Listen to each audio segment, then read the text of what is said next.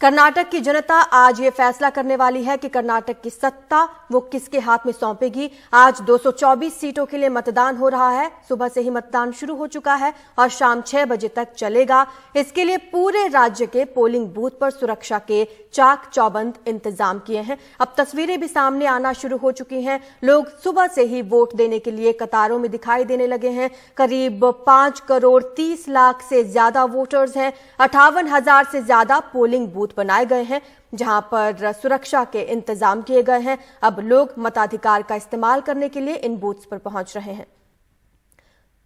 ज्यादा जानकारी के लिए चलते हैं, निहाल किदवई हमारे साथ जुड़ रहे हैं। निहाल, आप कौन से बूथ पर मौजूद हैं, कितना महत्वपूर्ण वो बूथ है और क्या तैयारियां?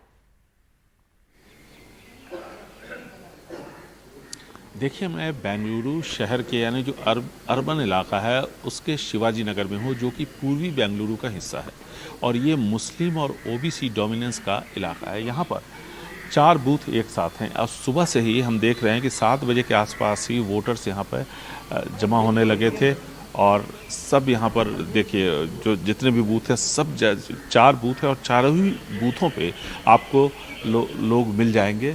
सुरक्षा के काफ़ी व्यापक इंतज़ाम यहाँ किए गए हैं।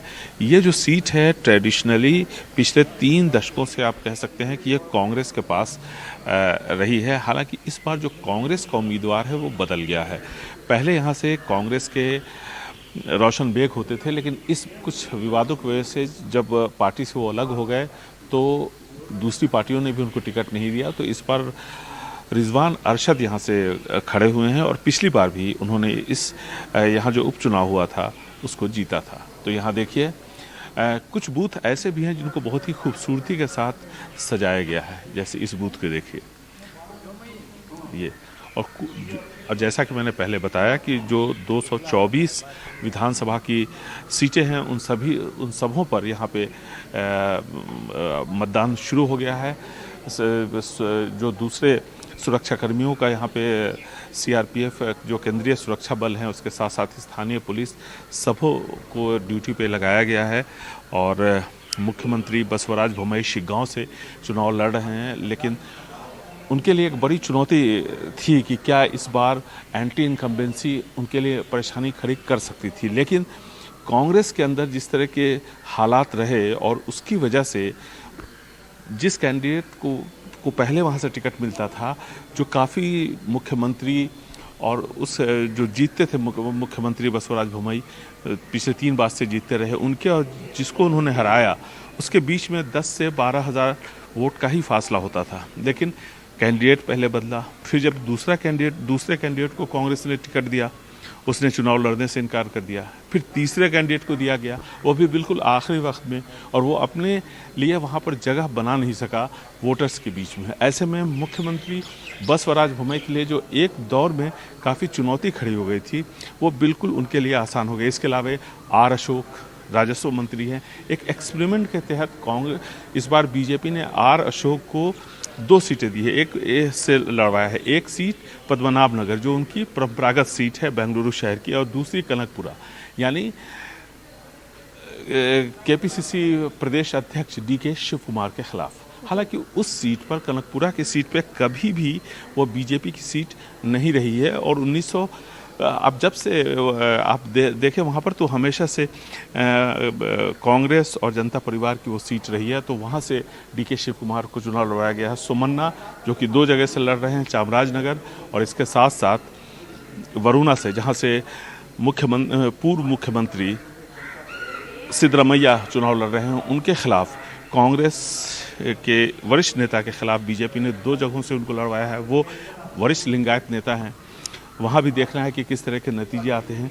तो ये एक बड़ा एक्सपेरिमेंट बीजेपी ने किया है यहाँ पे, और इस बार जो बीजेपी चुनाव लड़ रही है कर्नाटका में वो किसी स्थानीय नेता की जगह पर प्रधानमंत्री नरेंद्र मोदी के नाम पर चुनाव लड़ रही है। हालांकि जो कांग्रेस और जेडीएस कतारों में लगे हुए नजर आ रहे हैं, अगर आप उनसे बातचीत कर पाए और पूछ पाए कि कौन से मुद्दे आज उनके जहन में हैं, जिन मुद्दों को लेकर आज वो अपना वोट कास्ट करने जा रहे हैं।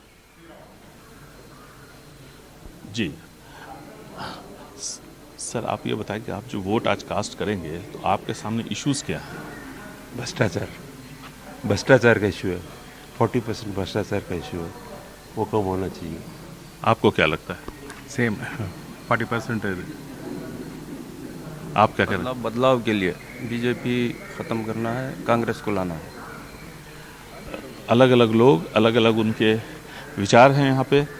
तो अब देखना है कि जब आगे और भी कुछ लोगों से बात करते हैं। एक साहब यहाँ पर हैं।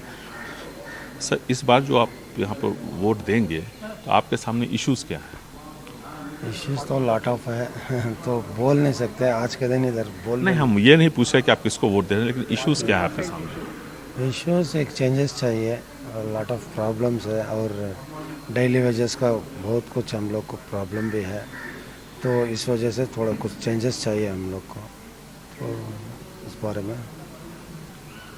इंटरव्यू दे सकते। कुछ लोग हैं जो खुल करके नहीं बोलना चाहते। हर पार्टी के सपोर्टर्स, उनकी अपनी सोच है और अपने हिसाब से वो यहाँ पर वोटिंग के लिए आए हैं। तो वोटिंग शुरू हो चुकी है यहाँ पे। जैसा कि मैंने पहले बताया कि सुबह 7 बजे से ही लोग यहाँ इकट्ठे होने शुरू हो। बिल्कुल। और निहाल, कोई संवेदनशील बूथ भी हैं क्या कर्नाटक में? वहां पर किस तरह से चुनाव आयोग ने तैयारियां की हैं? क्या चुनौतियां आपको लगता है कि चुनाव आयोग के सामने हैं?